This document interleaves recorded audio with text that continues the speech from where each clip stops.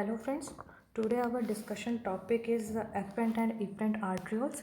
Here we know where the arteries, these afferent and efferent arteries are arises. Let's see the slide. First, you see this diagram, section view showing major artery and veins. Here you see first renal artery. That renal artery enter into the kidney through the renal hilum.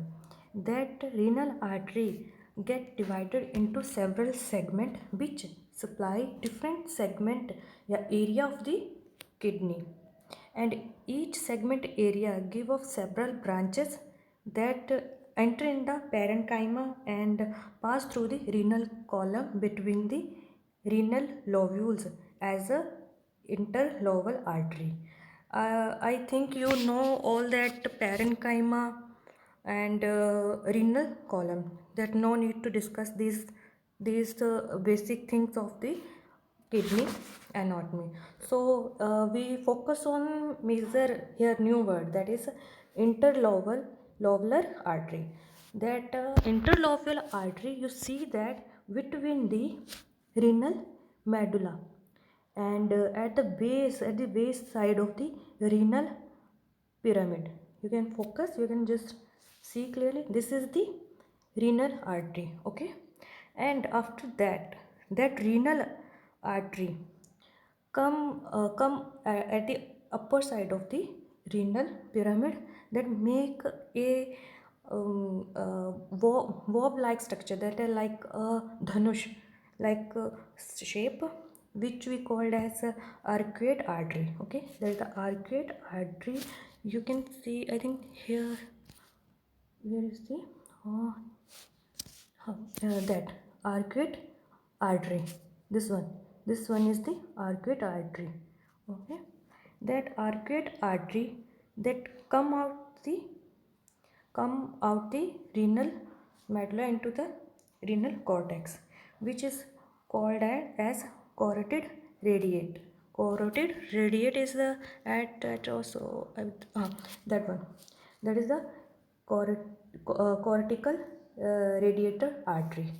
Okay, you can see this is the red one is the, okay, and after that carotid artery, we see we see the next diagram, that is the that is the V diagram. Here the renal pyramid are showing, that you can clearly view all the things. Okay, after that, the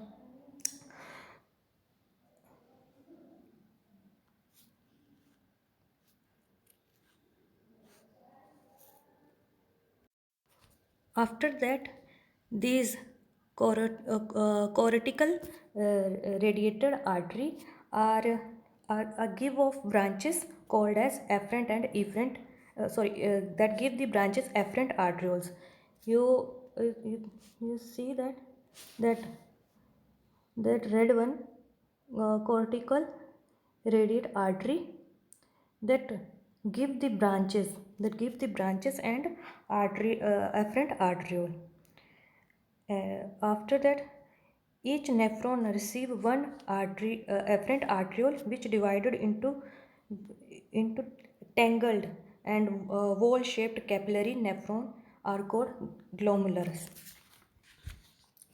The glomerular capillary then reunited to form afferent arteriole. After that, they come out this side and make a afferent arteriole. Okay, and afferent arteriole. After that, the afferent arteriole divided to form a peritubular capillary, that that we show in the next slide and in the next video, how to peritubular capillaries are formed, which is which surrounded the tubular part of the nephron in the renal cortex. That after that, peritubular capillary formed by the efferent arteriole which surround the tubular part of the nephron in the renal capillary. I think you understand. You may correlate with the diagram where is the pyramid and cortex, renal cortex, and these efferent arteriole are long loop shaped capillary make a vasa recta that supply tubular portion of nephron in the renal medulla. Okay, we saw the vasa recta. Peritubular capillary eventually reunited. After that, peritubular capillary reunited and make a cortical radiate veins. After that, they are reunited and make a cortical radiated veins. Okay, and same like as the in the afferent arteriole, that arteries are going, same as the vein are coming, and that cortical radiator veins which supply blood from the vasa recta. The blood drain through the arcuate veins to the interlobular vein running between the renal pyramid. Okay, that is the blue one.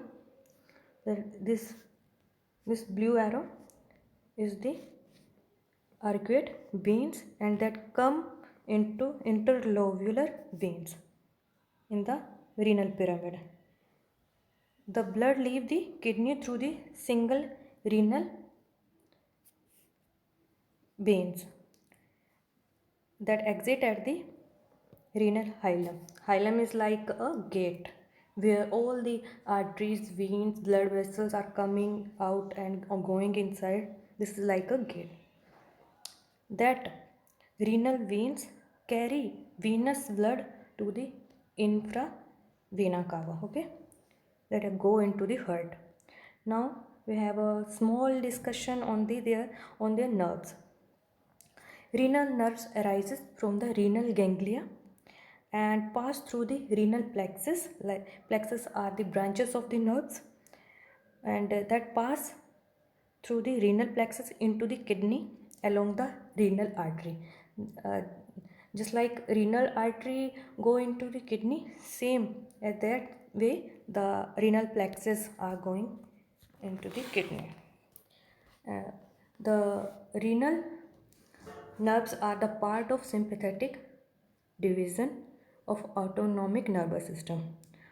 Most of the vasomotor nerves that regulate the flow of blood through the kidney by causing vasodilation and vasocontraction of the renal artery. Thank you. I hope you understand this video. Have you any doubt, please comment in the comment section, and I hope I do my best. Thank you.